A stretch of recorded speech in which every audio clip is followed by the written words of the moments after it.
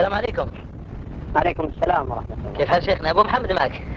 حياك الله أبو محمد. والله شيخ أنا أعتذر طولت شوي عليك لأنني كنت بصدد الاتصال بالشيخ عبد الرزاق الشيخ والشيخ الفوزان من أجل يعني هذه يعني لعلي استفتيهم في مسألة الرسالة هذه، لأن كما لعل لا يخفى عليك أن أصحاب أتباع المأربي يعني لبسوا على الشيخ الفوزان واستطاعوا يعني يستخرجون منه كلمة يعني لصالحهم وكذا.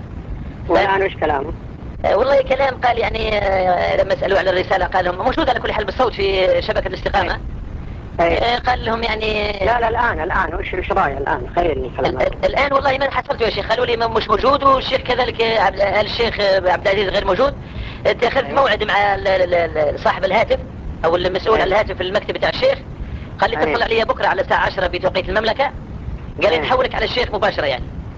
طيب والله فتنة داروها لنا ذو أصحاب أتباع المأربي، فأردنا يعني أن نكشف حقيقتهم للشيخ الفوزان لعل يتكلم فيهم يعني كلمة يسقطهم إن شاء الله. هذا أحسن. نعم.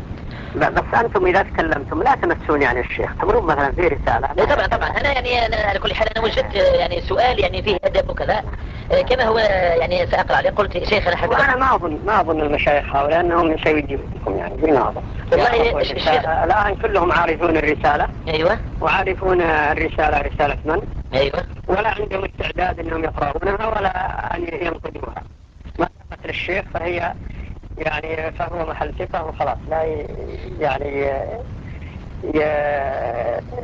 ينقد ولا يعني مثل قضية الجزائر ومثل قضية خير. المشايخ اللي عند هؤلاء المشايخ مع الأسف وهذه ما هي طريقة أهل السنة. صحيح. ما هذه طريقة أهل السنة، لأن الشخص مهما على قدرها وعظم يعني يسكت عليه. يعني أي نعم مثلا عظمت مكانته أنه لا يرد عليه ولا ينظر في كتبه ولا ينظر في كلامه. هذا لكن الناس أحيانا ما يعني يدققون يعني ويحققون من الناحية العلمية التي يعني يقول الحق، وقد أخذ العهد على أهل العلم أن يقول الحق ولا أخاف في الله لومة لائم.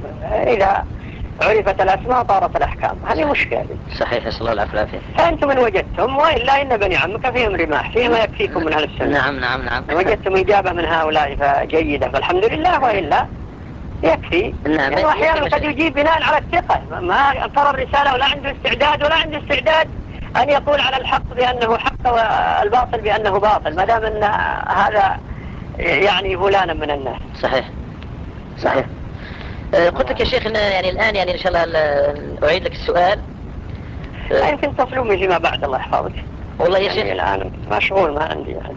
طيب